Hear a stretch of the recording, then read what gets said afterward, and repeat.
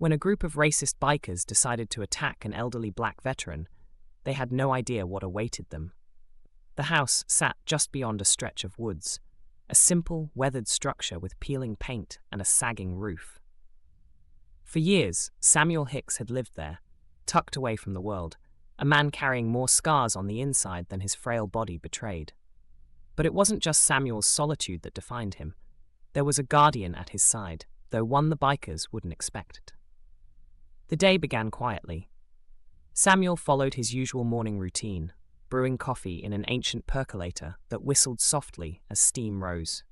He sat on the porch, staring out at the woods that had become his sanctuary. The rhythm of his days had been the same for years. He worked in his small garden, patched up parts of the house that threatened to fall apart, and tinkered with odds and ends in his shed to keep his hands busy. He rarely ventured into town, preferring the isolation. After a life spent in chaos and war, Samuel had earned his peace. That morning, as the first rays of sunlight cut through the trees, Samuel noticed an unusual stillness. He shook off the feeling and went about his tasks, tending to the tomatoes in his garden.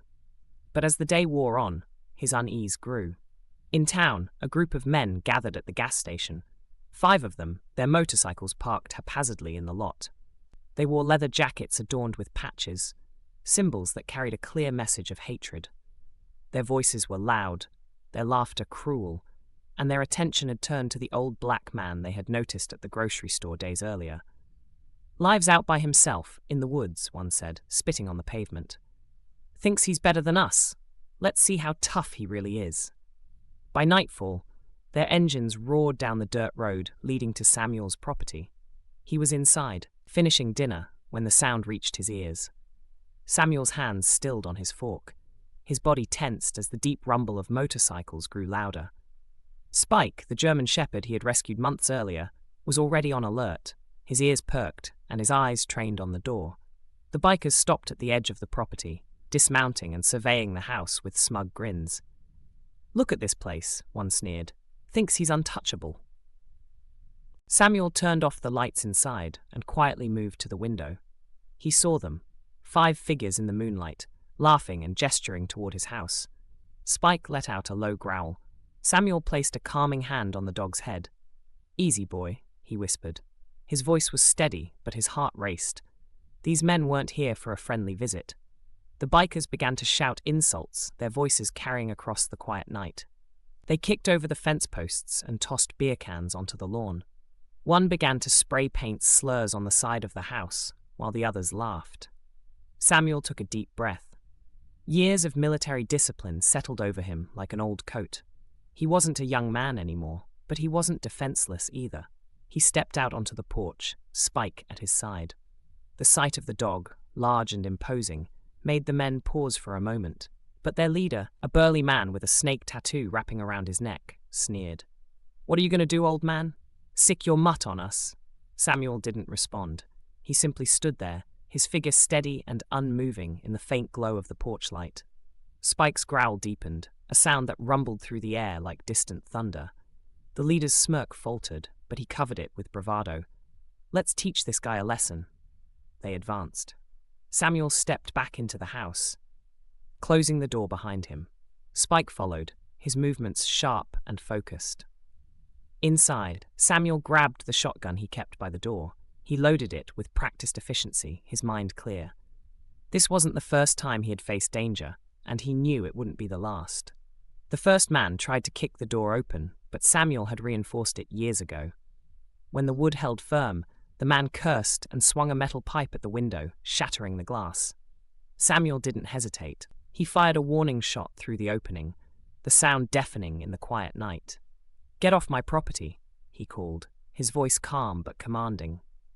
The men hesitated, but the leader urged them on. "He's just one guy," he snarled. "Let's get him." What they hadn't counted on was Spike. As one of the bikers climbed through the broken window, the dog sprang into action. He moved with the precision of a soldier, his training from his previous life evident in every motion.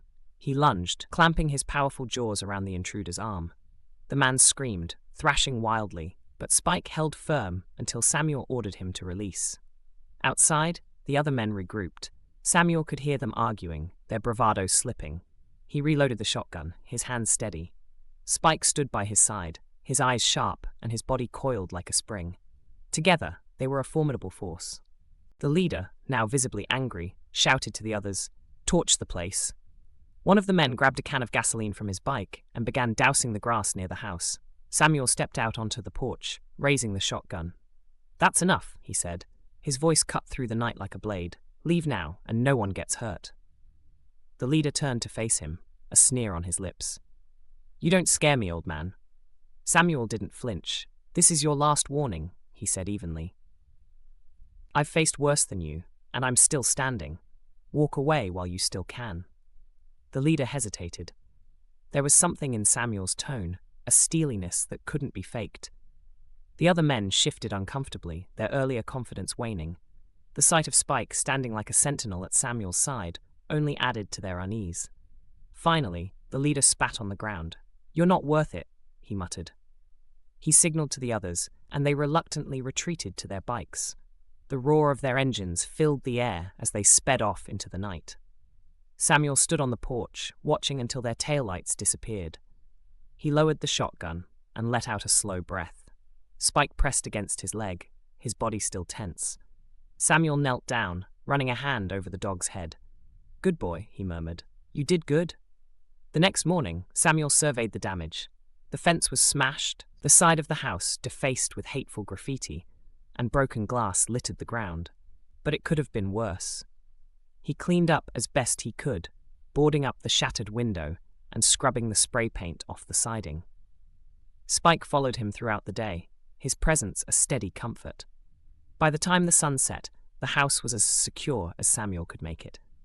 He sat on the porch with Spike at his feet, a mug of coffee in his hands. The quiet of the woods had returned, but Samuel knew it was only temporary. The bikers weren't likely to give up so easily. 2 nights later, his suspicions were confirmed. He heard the motorcycles before he saw them, their engines growling like predators in the darkness. Samuel's jaw tightened. He had been preparing for this, reinforcing the house and setting up makeshift alarms around the property. Spike was already on alert, his body tense and his eyes fixed on the tree line. When the bikers arrived, they found a different house than the one they had vandalized days earlier. Samuel had turned his home into a fortress, and he and Spike were ready. The men tried to approach quietly, but a tripwire triggered a cascade of empty cans that clattered loudly, alerting Samuel to their presence. He fired a warning shot into the air. "This is your last chance," he called. "Turn around and go home." The leader's voice cut through the night. "You think you can scare us?" This time, they didn't hold back. One of the men hurled a Molotov cocktail toward the house, but it fell short, landing in the dirt and sputtering out. Another tried to charge the front door, only to be met by Spike, who lunged with a ferocity that sent the man scrambling back. Samuel moved with the precision of a man who had faced worse odds. He fired carefully, aiming to disarm and disable without taking lives. Spike was relentless, driving the intruders back with a combination of speed, strength, and training. One by one, the bikers realized they were outmatched. Finally, the leader stood alone, his men scattered and defeated. He glared at Samuel, his face twisted with rage. "This isn't over," he snarled. Samuel leveled his gaze at the man. "Yes, it is," he said firmly. "Leave and don't come back." The leader hesitated, then turned and stormed off, his bike roaring to life as he sped into the night. The others followed, their confidence shattered. When the last of them was gone, Samuel lowered his weapon. His hands were steady, but the weight of the night's events pressed heavily on him. Spike stood by his side, his tail wagging faintly as he looked up at Samuel with eyes full of trust. "We did it, boy," Samuel said softly, resting a hand on the dog's head. "We're still standing." In the days that followed, Samuel's neighbors began to reach out. They had heard the commotion and seen the aftermath. One brought over a casserole, another offered to help repair the fence. For a man who had spent so many years keeping the world at arm's length, it was an unexpected but welcome change. Samuel and Spike continued their quiet life, but things were different now.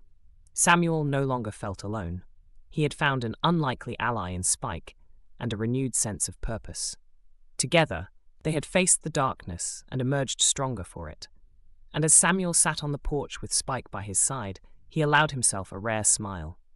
They were a team, a man and his dog, ready to face whatever came next.